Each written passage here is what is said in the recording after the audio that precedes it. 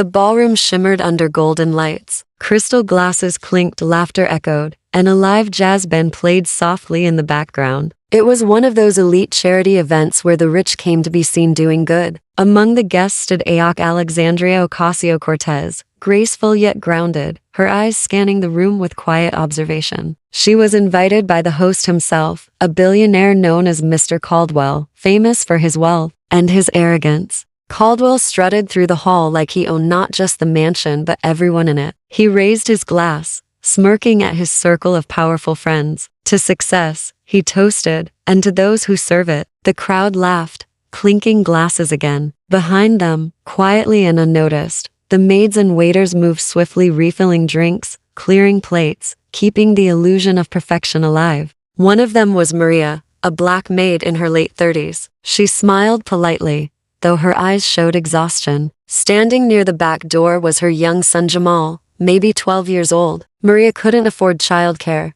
so she brought him along, hoping no one would notice. He stood quietly, clutching a small notepad, observing everything: the laughter, the cards, the polished arrogance of the rich. AOC noticed him, that spark in his eyes. Curiosity, awareness, something rare. She smiled softly. But then came the moment that changed everything. Mr. Caldwell glanced over, noticing the boy near the servants. His brow furrowed. "Whose kid is that?" he muttered loudly. Maria froze. "Sir, he's mine. He's just waiting for me to finish," Caldwell interrupted with a mocking grin. "Your son, huh? Maybe he wants to join our poker game. Let's see if the boy knows more than cleaning tables." The crowd chuckled cruelly. AOC frowned, lowering her glass. Something about that tone, that mockery, felt wrong. She watched as Jamal's mother stood speechless, her face red with embarrassment. The billionaire leaned back in his chair. "Come on, kid," he sneered. "Show us what you've got. It'll be fun." What started as a cruel joke was about to become a night no one at that table would ever forget. The room fell into uneasy laughter as Mr. Caldwell waved Jamal over with a smirk. "Come here, boy," he said, shuffling a deck of glossy cards. "Let's see what the next generation of geniuses looks like."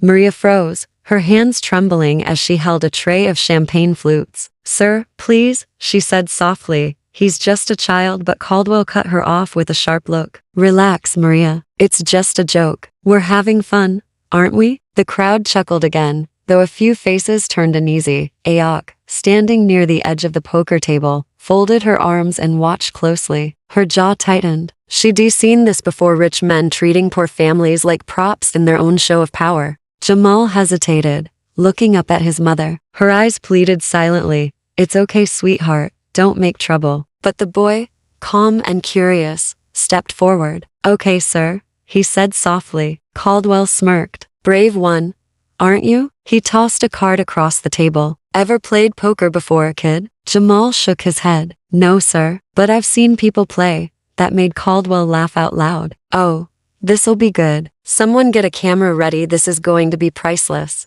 He looked around at his elite friends. "Ladies and gentlemen," he announced dramatically, "tonight's entertainment: the maid's son takes on a billionaire." Applause followed, fake and cruel. AOC didn't clap. Instead, she took a small sip of water and muttered under her breath, "This isn't entertainment. This is humiliation." The dealer began to explain the game to Jamal: the hands, the bets, the chips. But AOC noticed something curious. Jamal wasn't nervous. He was focused. His eyes scanned the cards, the chips, and even the way the billionaire's fingers twitched as he spoke. The first hand began. Caldwell placed a small bet, smirking. "Let's make it simple, kid. You win, you get $100. You lose, well, you'll learn something about the real world." Jamal nodded politely. "Thank you, sir." The cards turned over. Jamal lost. The crowd laughed. Caldwell threw up his hands. "See? Easy money." But the boy didn't flinch. He simply watched, studying every movement. AOC leaned toward a woman next to her. "He's watching patterns," she whispered. "Look at his eyes, he's calculating." Round 2.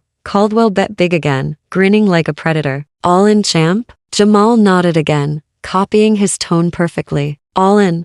The cards flipped this time. Jamal won. The laughter stopped. Caldwell blinked, forcing a grin. "Beginner's luck," he said, voice cracking slightly. Jamal smiled. "Maybe." He glanced at Caldwell's watch, at his hands, noticing every small tell. As the next rounds continued, something strange happened. The boy began predicting every move: when Caldwell would bluff, when he would fold, when he'd bet big. His quiet confidence grew with every hand. The guests started whispering, "Wait, how did he do that? Did you see that last call?" AOC folded her arms tighter. There was a spark of pride in her eyes now. "He's not guessing," she said softly. "He's analyzing. He's reading him like a book." Maria stood frozen, torn between fear and awe. Her son, the same boy who spent nights doing math puzzles on old paper scraps, was now out hinking one of the richest men in the city. Caldwell's smirk began to fade. His laughter sounded forced now. "You sure you've never played before?" he asked, eyes narrowing. Jamal shrugged. "I just like numbers." The crowd chuckled nervously. AOC smiled. "He's not just good with numbers," she said under her breath. "He's a prodigy." But Caldwell wasn't about to lose face. He straightened his suit jacket and said loudly, "All right, one last hand. Winner takes all." The tension in the room thickened. The boy nodded. "Okay." Caldwell leaned forward, glaring. "You ready, kid?" Jamal looked up with calm eyes. "Always." The cards slid across the table like whispers. Caldwell's fingers drummed nervously. Jamal stayed perfectly still. No fidgeting, no blinking, just focus. By the final turn, Caldwell pushed in all his chips, shouting, "All in." Jamal, without hesitation, matched him. The crowd leaned in breathless. The cards flipped. Caldwell's face froze. Jamal had a full house. Gasps filled the room. For a split second, no one moved. Then applause erupted. Caldwell stared at the cards, red-faced. Jamal simply smiled and said, "Thank you for the game, sir." AOC finally stepped forward. Her voice was calm but firm. "You wanted to make a joke," she said, "but he just gave everyone here a lesson in genius." Caldwell said nothing. Maria's eyes filled with tears. Her son had just turned mockery into victory. "Have you ever seen someone get underestimated only to prove everyone wrong? Tell me your story below, and let me know what city or country you're watching from." The poker room was silent for a second, the kind of silence that came right before rich men laughed aloud. The billionaire Edward Harrow leaned back in his chair and grinned at the trembling boy. "Go on, kid," he said, flicking a chip toward the center of the table. "Let's see what you've got. Think of it as a lesson in money." A few guests chuckled. The boy, Marcus, said nothing. He was maybe 15, wearing a faded shirt that didn't quite fit and sneakers with the soles almost gone. His mother, Lydia, the maid who had worked for Harrow's mansion for years, stood frozen by the doorway, whispering, "Please, sir, he doesn't." But AOC raised her hand slightly, stopping her. "Let him play," she said softly. "He looks calm." Her tone wasn't mockery, it was curiosity. Something about Marcus's stillness caught her eye. While the billionaire's laughter filled the air, Marcus studied the cards as if he were seeing through them. He wasn't afraid, he was observing, counting. The dealer slid him a hand. The chips were stacked high before him. Edward smirked. "I'll go easy on you, kid. First hand $1,000 buy-in. Don't worry, it's fake money. It's still yours," Marcus said without looking up. The laughter faded for a beat. AOC tilted her head. That was sharp, she thought. The cards were dealt. Edward played aggressively, bluffing as he always did when he thought he owned the table. But Marcus just waited, watched. He didn't even blink as each card hit the green felt. Halfway through the game, Marcus spoke for the first time quietly, but clear enough for everyone to hear. "You're bluffing." Edward paused mid-smirk. "Excuse me? Your breathing changes every time you lie," Marcus said, eyes still fixed on the table. "You take a small breath before you raise the bet." The room froze. AOC leaned forward. "How do you know that?" "I watch," Marcus replied. "Mom says I notice things." A ripple of surprise spread around the room. Edward's grin faltered, replaced by something closer to irritation. "All right, little genius. Let's see if you can prove it." He raised the stakes, playing faster, cards flashing, chips clinking. But Marcus matched him, move for move, calm as a statue. When the final card dropped, Marcus revealed a perfect hand. Gasps erupted. "That's impossible," Edward barked. "Not impossible," Marcus said, pushing the chips toward the center. "You gave yourself away." The billionaire's face turned red. He forced a laugh to cover the sting. "Beginner's luck." One more hand. AOC watched quietly, her arms crossed. She had seen countless people underestimate others, workers, immigrants, women, but this was something deeper. There was a sharpness in Marcus's eyes, a quiet intelligence that didn't belong to the glittering world of men like Harrow, but it burned brighter. As the second hand began, Aok turned slightly toward the camera crew beside her. Are we still rolling? Yes. Congresswoman, one of them whispered. Good, she said. Some lessons deserve to be recorded. Edward kept playing harder, desperate to regain his pride. But every round, Marcus read him like a book, his tells, his patterns, even the subtle shifts in his wrist when he tried to fake confidence. The onlookers murmured, half in disbelief, half in awe. Even the guards at the door stopped pretending not to watch. Finally, after the fourth hand, Edward slammed his cards down. Enough. This is ridiculous. Marcus looked up, his expression still calm, almost gentle. You said it was just a joke, he said softly. I thought jokes were supposed to be funny. The crowd fell completely silent. Aok couldn't help but smile, not at the humiliation, but at the reversal of power. A boy with nothing but observation had just dismantled a billionaire's arrogance in front of cameras. She leaned forward, speaking for the first time since the game began. Marcus, she said, how long have you been watching people like that? All my life, he replied. People don't see maids, but we see everything. For a moment, even Edward couldn't find a comeback. The air in the room shifted, respect replacing laughter. What would you do if a kid outsmarted a billionaire on live camera? Would you cheer for him or think the billionaire deserved it? Comment your thoughts below and tell me where you're watching from. The poker chips still trembled where Edward had slammed them down. The laughter, the arrogance, the noise all gone. Only the hum of the air conditioner filled the silence. The guests stared at the boy who had just destroyed a billionaire's pride with nothing but calm observation. Aok leaned back in her chair, studying Marcus like she'd just witnessed something historic. Marcus, she said gently, do you always see patterns like that? Sometimes, he said. When people don't want you to notice, that's when they show you the most. His mother, Lydia, still stood frozen by the doorway, hands trembling around the cleaning cloth she'd been holding. Her son had just done something unimaginable, not just won a card game, but shifted the balance in a room where people like her were never supposed to matter. Edward Harrow cleared his throat, forcing out a smile. All right, fine, he said. You had your fun. Smart kid. Maybe you'll grow up to be a lawyer or something. Or something. Marcus replied quietly. There was a strange electricity in the air, the kind that comes when everyone realizes they've just witnessed a moment that shouldn't have happened, but did. Aok stood up slowly. Edward, she said, her tone calm but firm.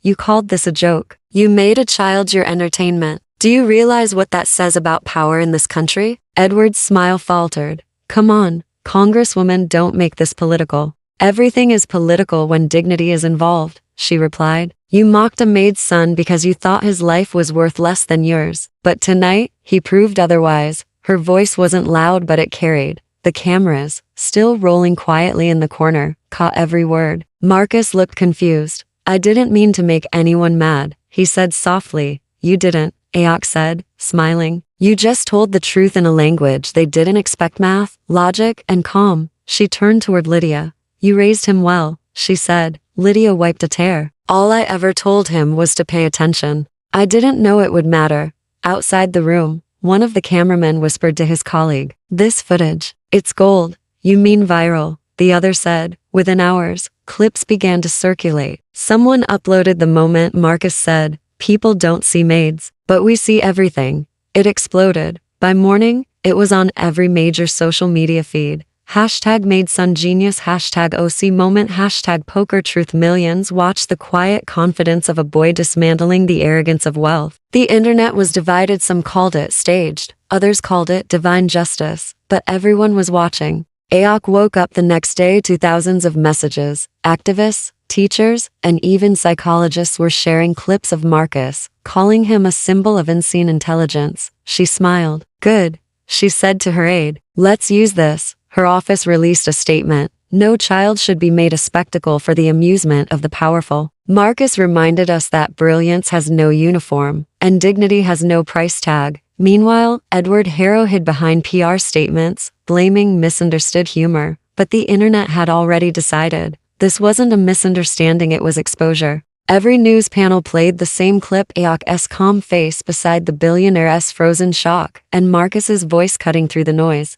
Aok went live that evening to address it directly. When we talk about inequality, people roll their eyes. But when a child shows you what quiet intelligence looks like, you pay attention. Marcus didn't win a game of cards. He won a battle against invisibility. The comment section flooded. That kid's a genius. Protect Marcus at all costs. This is why we love AOC. She stands where others look away. In the mansion, Lydia watched the news replay the clip again and again. Her son sat beside her, quietly embarrassed by all the attention. "Mom," he said, "I didn't mean to make him look bad." "You didn't," she said, putting an arm around him. "You just made yourself visible. And sometimes that's enough to change things." By the end of the week, AOC invited Marcus and his mother to a televised forum on education and hidden talent. "You said you see patterns," she told him on stage. "What patterns do you see in the world right now?" "I see people trying to be heard," Marcus said after a pause. "But most of the time, no one's listening." The audience erupted into applause.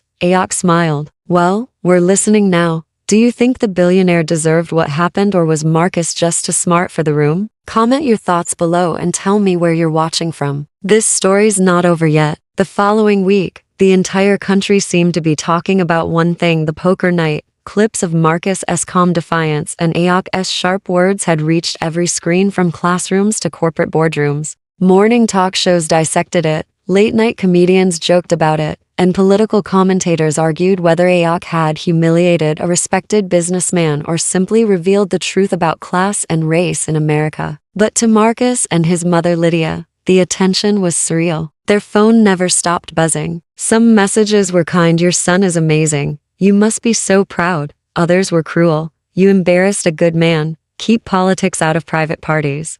Lydia sighed as she turned off her phone. "I didn't mean for any of this to happen," she whispered. Marcus sat beside her at their small kitchen table, his math workbook open but untouched. "Did I do something wrong, Mom?" She looked at him, her eyes soft but tired. "No, baby. You did something brave. You told the truth, and truth makes people uncomfortable." Meanwhile, in Washington, AOC sat in her office reviewing the latest media headlines. AOC defends genius kid after poker scandal. Billionaire hero under fire for racist remarks. Congresswoman sparks debate on class inequality. Her aide entered. "You've been invited to a live debate tonight. They want you to discuss the incident." AOC smiled faintly. "Good. Let's make it count." That evening, under the bright lights of a primetime talk show, she faced off against Edward Harrow himself, now clean-shaven, rehearsed, and ready for damage control. Congresswoman Edward began with a grin. "I think this whole thing has been blown out of proportion. It was a joke per timing, maybe,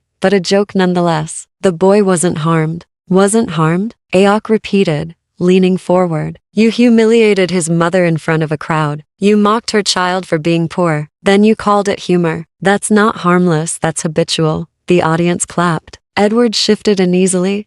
"So what? We can't joke anymore," he muttered. "We can joke," AOC said. "But when a joke punches down, it's not comedy. It's cruelty." She looked straight into the camera. "And to every child watching this who's been told you don't belong, that your voice doesn't matter, Marcus just proved that brilliance needs no permission." The applause drowned out Edward's forced smile. After the broadcast, Marcus's story took on a life of its own. Celebrities tweeted support. Universities reached out, offering scholarships. Teachers used his clip in classrooms to talk about social justice and confidence. One day, AOC called Lydia directly. "Mrs. Daniels, I'd like to invite you and Marcus to the Capitol. There's something I want to show him." A week later, they arrived in Washington. Marcus looked up at the towering marble pillars and the vast dome of the Capitol building. He clutched his mother's hand, eyes wide with wonder. Inside AOC's office, the Congresswoman knelt to Marcus's level. "You've already taught adults something most forget," she said warmly. "That genius isn't about money or titles, it's about courage." "I just told the truth," Marcus replied shyly. "Exactly," AOC smiled. "And that's the rarest kind of intelligence." She handed him a folder. Inside was a letter on official stationery. "Congratulations, Marcus Daniels, you've been selected for the Congressional Youth Mentorship Program." It came with a scholarship and an invitation to speak at an education summit. Lydia gasped. "Congresswoman, I don't even know what to say." "Just promise me you'll keep letting him dream," AOC said. "We'll take care of the rest." But not everyone was happy. Edward Harrow's PR team scrambled to restore his image. They donated to charities, posted apologies, and even offered to fund scholarships for underprivileged children. But the internet wasn't buying it. One viral tweet summed it up. When your PR apology costs less than your poker bet, it's not sincerity, it's strategy. The damage was done. Edward's reputation tanked. His sponsors pulled out of business deals, and his own board began questioning his judgment. Meanwhile, Marcus's calm face, once invisible in the crowd, became a symbol of truth speaking back to privilege. AOC later gave a speech in Congress, her voice steady but full of fire. There are millions of Marcus Daniels across America, unseen, unheard, underestimated. All they need is a chance, not charity opportunity. Because when you give the forgotten a seat at the table, you discover brilliance that was always there. The chamber fell silent. Even her critics had to nod. That night, Marcus watched her speech on TV with his mom. He smiled. She's talking about people like us. Lydia nodded, her eyes misty. She's talking about you, baby. The world had changed, even if just a little. And it all began with one cruel joke, one poker table, and one boy who refused to be small. If you believe intelligence has no color, no class, no limits, type genius in the comments. And tell us where you're watching from. Your city might be the next to inspire the world. The storm that had started with a poker joke had now turned into a full-blown reckoning. Every media outlet, talk show, and online channel was talking about one thing: the billionaire who mocked a Maid's son, and the congresswoman who stood up for him. Clips of AOC's fiery speech in Congress spread like wildfire.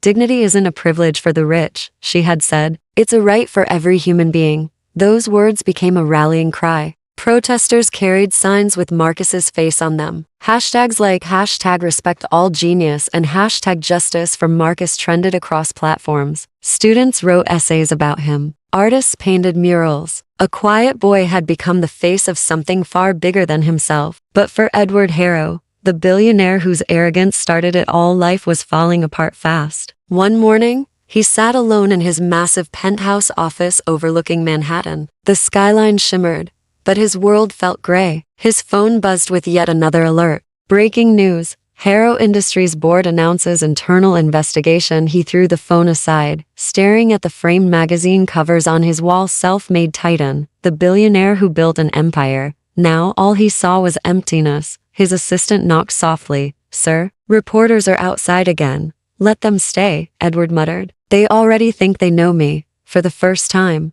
the man who once controlled everything, money, power, attention, realized none of it could buy back respect. Meanwhile, in Washington, AOC was preparing for an education hearing. Marcus and his mother Lydia were her guests of honor. The boy sat nervously beside her as cameras flashed. "You'll do great," AOC whispered. "Just speak from your heart." When the microphone light turned red, Marcus took a breath and began. "People think smart kids come from rich schools or big cities. But sometimes smart kids come from quiet homes. Homes where moms work double shifts and books come from the library, not from Amazon." He paused, glancing at AOC. She nodded encouragingly. "My mom always said, respect everyone, even when they don't respect you." That's what I tried to do that night. I didn't want to win. I just wanted them to see me.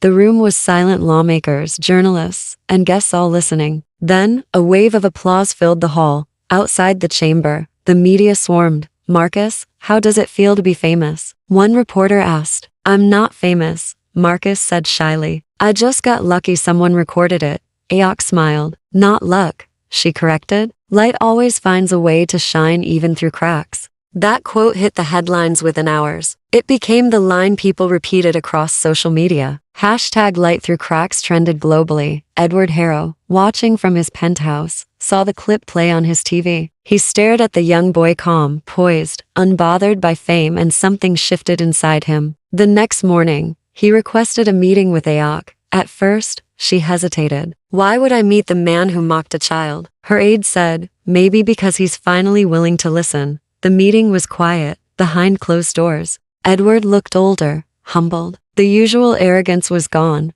"I came to apologize," he said softly. "Not to the cameras, to the people I hurt. I thought money made me smart, but that kid reminded me what wisdom actually looks like." AOC nodded, watching him carefully. "Apologies are a start," she said. "But real change isn't about words. It's about what you do after." He took a deep breath. "Then I'll start with this. I am funding a scholarship program in Marcus's name. For kids like him, the ones who see what others ignore." For the first time in weeks, AOC's expression softened. "If you mean that, she said. Then maybe something good came out of your mistake. The announcement went public a week later. The Marcus Daniels Initiative, a $10 million fund for underprivileged students with exceptional potential. AOC stood beside Marcus and Lydia at the press conference. Cameras flashed, journalists shouted, but the moment was calm. This isn't charity, AOC said. It's justice. A boy who was once mocked for his background is now opening doors for thousands of others. Marcus smiled shyly, whispering to his mom. Maybe people will listen more now. They will, Lydia said, because you spoke when it mattered. Do you believe people like Edward deserve forgiveness if they truly change? Type yes if you believe in second chances or no if some actions can be undone. And tell me what city you're watching from. Voices from everywhere matter. A year later, the story that began as a cruel joke had transformed into a movement that spanned continents. Schools in New York, Manila, Johannesburg, and London were all running mentorship programs under one name, the Marcus Daniels Initiative. What started with a boy defending his dignity at a poker table had grown into a worldwide effort to find hidden brilliance in unexpected places. News channels called it the ripple effect of courage. AOC called it justice finally echoing back. In Washington, AOC stood backstage at a global education summit. The audience was filled with educators, leaders, and young dreamers from across the world. On the main screen, a short video played showing clips from that infamous night, the laughter, the silence, the shock, and finally, Marcus's quiet voice saying, "People don't see maids, but we see everything."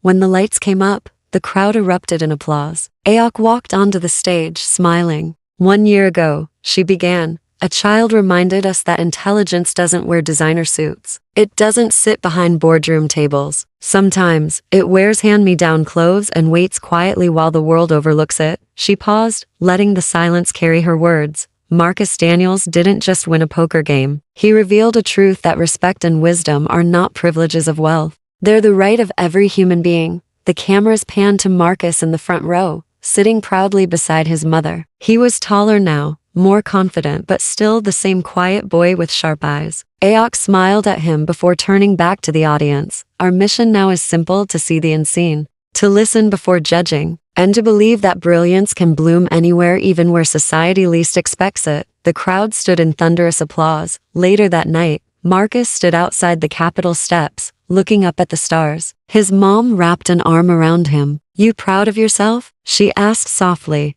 "I'm proud of us," he said. "You taught me to pay attention." She smiled. "And you taught them to finally see." Just then, AOC joined them, her heels clicking softly on the marble floor. "You know, Marcus," she said, "every generation needs someone who reminds them that kindness and intelligence can win even when the odds are rigged." "I didn't plan any of this," Marcus replied. "That's what makes it powerful," AOC said. "The best revolutions start by accident when someone decides not to stay silent." They stood there for a moment, the Congresswoman, the Maid, and her son 3 lives connected by a single moment of truth. By morning, AOC's final words from the summit were trending across every social platform. Never underestimate the quiet ones. They're the ones who see everything and change everything. And beneath it, millions commented the same word, one after another: respect. If you believe no one should ever be judged by their appearance, type respect in the comments and subscribe for more stories that prove courage, kindness, and intelligence can come from anywhere.